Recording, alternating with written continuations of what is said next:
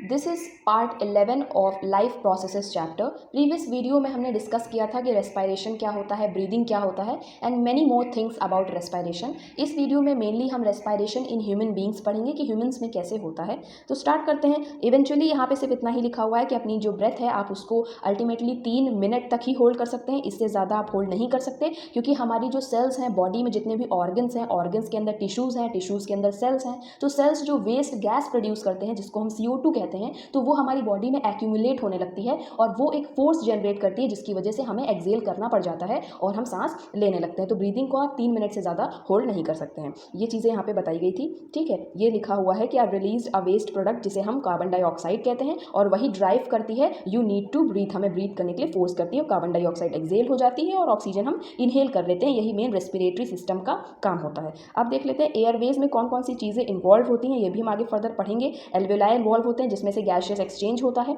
Blood capillaries भी involve होती हैं जो कि एल्वेलाई के पास में ही होती हैं, उन्हीं से गैसियस एक्सचेंज पूरा कंप्लीट होता है। और देख लेते हैं कि कौन कौन से डिसऑर्डर्स हो सकते हैं यहाँ पे हमें।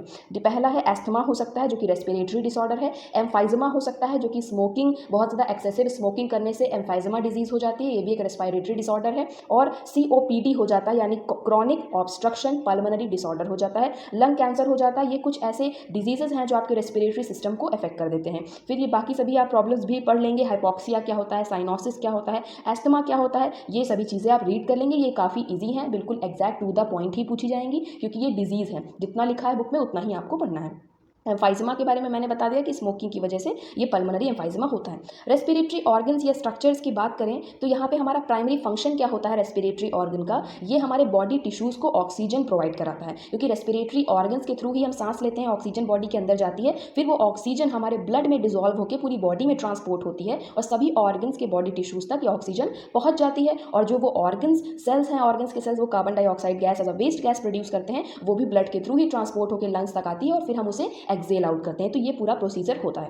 Respiratory system and the respiration mechanism are very complex in human being. काफी ये टिपिकल प्रोसेस है। They take oxygen from the atmosphere and release carbon dioxide from the body into the atmosphere, ये हम जानते हैं। फिर क्या देखते हैं, respiration provides oxygen to the tissues. ये वही चीजें बार बार बताई गई हैं कि ऑक्सीजन टिश्यूज को दिया जाता है, कार्बन डाइऑक्साइड एक्सेल आउट किया जाता है। अब हम रेस्पिरेटरी स्ट्रक्चर्स पे पहुंच जाते हैं। पहला हमारा रेस्पिरेटरी स्ट्रक्चर नोज है जो कि एक्सटर्नल अपीयरेंस में आपको दिखाई भी देता है और नोज के अंदर वाले पैसेज में हेयर्स प्रेजेंट होते हैं। बिल्कुल एंट्रेंस पे जैसे ही हम नोज में एंट्री होती है तो हेयर्स प्रेजेंट होते हैं। हेयर्स में छोटे छोटे नॉस्ट्रिल्स होते हैं, जो 2 आपको होल दिखाई पड़ते हैं उन्हें हम नॉस्ट्रिल्स कहते हैं। उनके अंदर हेयर्स होते हैं जिनका काम फिल्टरिंग करने का होता है। जो भी एयर हम ले रहे हैं उसमें जो डस्ट पार्टिकल्स हैं, जो भी डस्ट पार्टिकल्स या लार्ज पार्टिकल्स हैं, वो उन्हीं में ट्रैप हो जाते हैं हेयर्स में, ठीक है। तो जो डस्ट पार्टिकल्स हैं वो हमारी बॉडी के अंदर नहीं जा पाते, ये मेन रोल होता है हेयर्स प्रेजेंट होने का। फिर नोज में भी हम एक्सटर्नल अपीयरेंस देखते हैं नोज की, जो हमें बाहर से दिखाई पड़ती है फिजिकल अपीयरेंस में, जो कि रेस्पिरेशन में मदद करती है, आउटर सरफेस। फिर अंदर एक पैसेज होता है जिसे हम नेजल कैविटी कहते हैं। उसी नेजल कैविटी से हमारी जो ऑक्सीजन है वो ट्रांसपोर्ट होकर मूव होकर अंदर तक जाती है। और फिल्ट्रम क्या होता है, ये चीज़ इंपॉर्टेंट है। ये जो हमारी नोज है, ये जो अपर लिप से कनेक्टेड रहती है, ये वाला पोर्शन, इसे हम फिल्ट्रम कहते हैं, ये भी आपको ध्यान रखना है। और ये जो ऊपर वाला भाग है ये और ये साइड का, ये कार्टिलेज से बना रहता है, ये लिखा हुआ है। कार्टिलेजिनस स्ट्रक्चर है जो कि लेटरल साइड को फॉर्म करता है, नेयर्स के दोनों ही साइड कार्टिलेजिनस फॉर्म का एक स्ट्रक्चर होता है। और नीचे जो अपर लिप से हमारी नोज कनेक्टेड रहती है इसे हम फिल्ट्रम कहते हैं। ये चीज़ें आप ध्यान रखेंगे।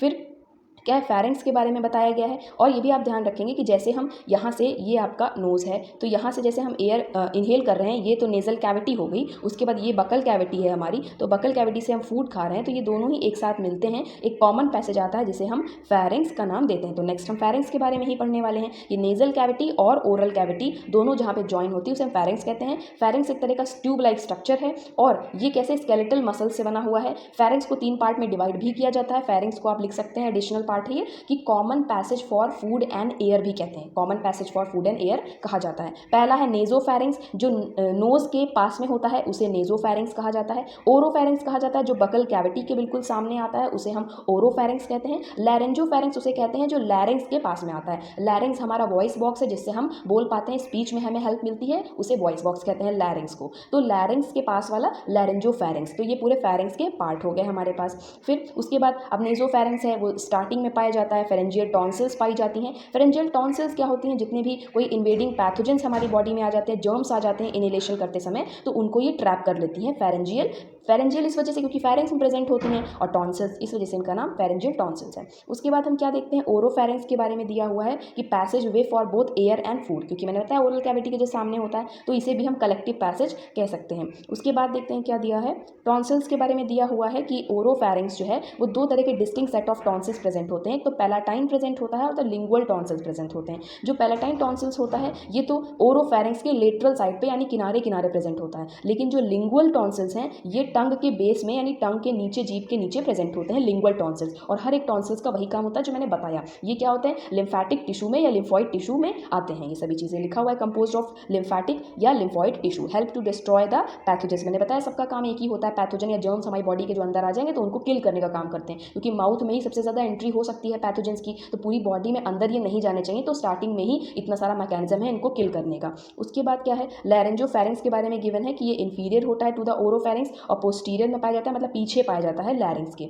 फिर लैरिंक्स क्या होता है, ये कार्टिलेज का बना हुआ स्ट्रक्चर होता है जो कि फेरिंक्स को कनेक्ट करता है ट्रेकिया से। कैसे कनेक्ट करता है, ये हमारी नोज थी अभी हमने पढ़ा, ये माउथ है और ये नेक है, ठीक है। इसे एक बार समझ के देखते हैं। ये हमारा क्या था, नेजोफेरिंक्स, सॉरी ये हमारी नेजल कैविटी है, और जहाँ से हम खाना खाते हैं ये हमारी क्या है, बकल कैविटी है। दोनों जहाँ ज्वाइन होती है ये हमने पढ़ा क्या है, फेरिंक्स है, इससे पहले हम पढ़ चुके हैं। फेरिंक्स के बाद हम आता है लैरिंक्स। लैरिंक्स के बाद एक चला जाएगा जिसे हम विंड पाइप कहते हैं, और एक चला जाएगा जिसे हम फूड पाइप कहते हैं। तो आपको पता होना चाहिए फेरिंक्स के बाद लैरिंक्स आएगा, जो कि लैरिंक्स हम पढ़ने जा रहे हैं। लैरिंक्स कार्टिलेज का बना हुआ होता है और फेरिंक्स को ये ट्रेकिया से कनेक्ट करता है, जैसे कि मैंने अभी रफली डायग्राम में आपको दिखाया भी कि फेरिंक्स को ट्रेकिया से कनेक्ट कर रहा था। और ये क्या करता है, एयर वॉल्यूम को रेगुलेट करता है, enters and leaves the lung, इसे रेगुलेट करता है, और वॉइस बॉक्स भी इसे कहा जाता है। ट्रेकिया क्या होते हैं, ट्रेकिया को हम विंड पाइप नाम से भी जानते हैं, और पूरे ही ट्रेकिया में 16 to 20 stack like C shaped के रिंग्स बने हुए होते हैं। जैसे ये हमारा ट्रेकिया है, आगे जाके ये डिवाइड करेगा, फिर लंग्स बनेंगे, तो इसमें पूरे ही ट्रेकिया में ऐसे सी शेप्ड के रिंग्स बने हुए होते हैं। इन रिंग्स का क्या काम होता है,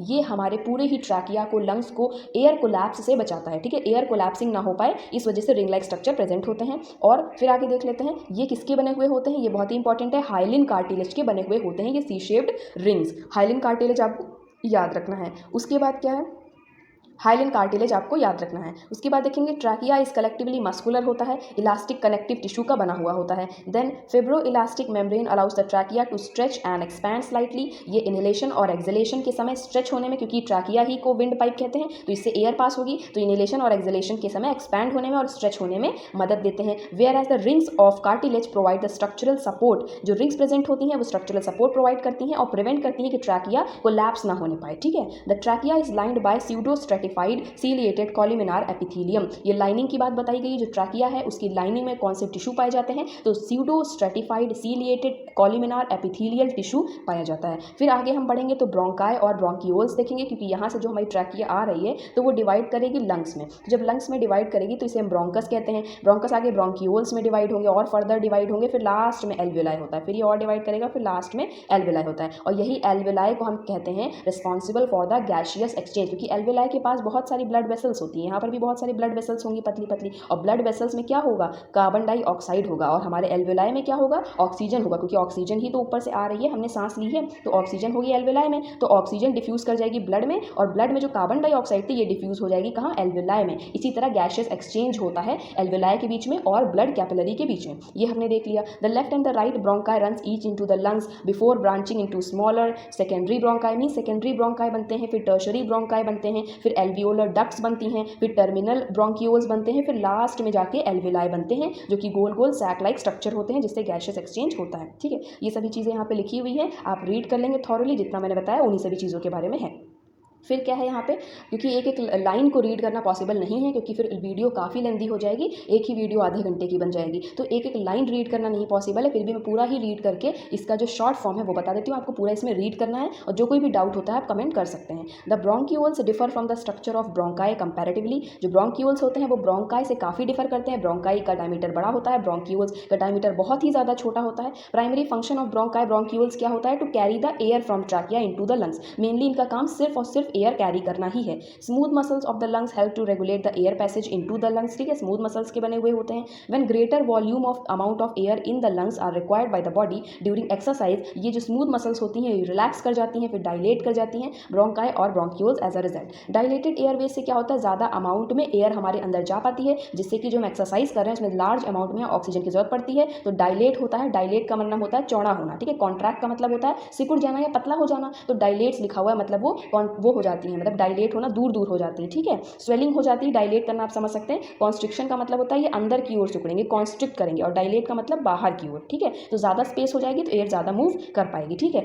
ब्रोंकाई में और ब्रोंक्यूल्स में भी म्यूकस प्रेजेंट होता है, सीलिया प्रेजेंट होते हैं। सीलिया क्या होते हैं, छोटे छोटे हेयर लाइक स्ट्रक्चर होते हैं, जैसे कि ये ब्रोंक्यूल्स हैं तो इसमें छोटे छोटे अंदर हेयर लाइक स्ट्रक्चर होंगे, बहुत ही छोटे छोटे हेयर लाइक स्ट्रक्चर, जो कि डस्ट और अनवांटेड पार्टिकल्स को, हार्मफुल मैटर को लंग्स के अंदर जाने से रोकते हैं, उन्हें वहीं पे ट्रैप कर लेते हैं, पकड़ लेते हैं, ठीक है।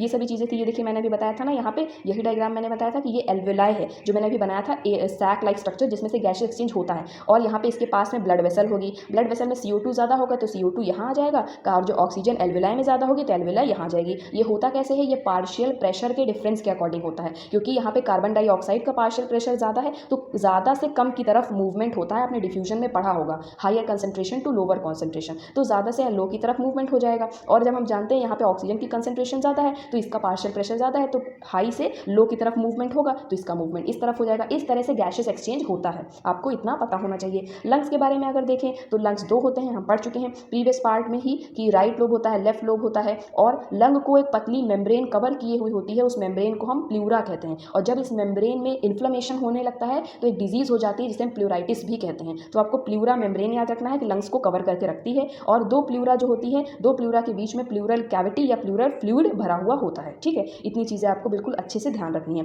प्लूरा और प्लूरल फ्लूइड को मिला के जो लंग्स हैं कलेक्टिवली इस स्ट्रक्चर को इंस्पिरेशन और एक्सपीरेशन प्रोसेस के पार्ट माने जाते हैं। फिर अब रेस्पिरेटरी में अगर देखें, ट्रैकिया, ये ऊपर से आया हुआ ट्रैकिया है हमारा। ट्रैकिया डिवाइड करा ब्रोंकाई में, जैसा कि मैंने बताया अभी इससे पहले, ब्रोंकाई में डिवाइड करेगा, फिर ब्रोंक्यूल्स में डिवाइड करेगा, फिर टर्मिनल ब्रोंक्यूल्स में डिवाइड करेगा, फिर टर्मिनल ब्रोंक्यूल्स आगे एल्वियोलर डक्ट, फिर आखिरी में एल्वियोलर सैक बनेंगे जहाँ से गैसेस एक्सचेंज होता है, ठीक है। इसके बारे में देख लेते हैं, यही सब लिखा हुआ है जो डायग्राम में था। ये alveolar region of the lungs are called respiratory zone, और एल्वियोलर रीजन जो है लंग्स का, यहाँ पे इसे हम रेस्पिरेटरी जोन कहते हैं। इतनी चीज़ें हमने पढ़ ली, आई होप आपको सभी चीज़ें क्लियर हो पाई हों। अब मैकेनिज्म ऑफ ब्रीदिंग हम नेक्स्ट पार्ट से कंटिन्यू करेंगे। Thank you.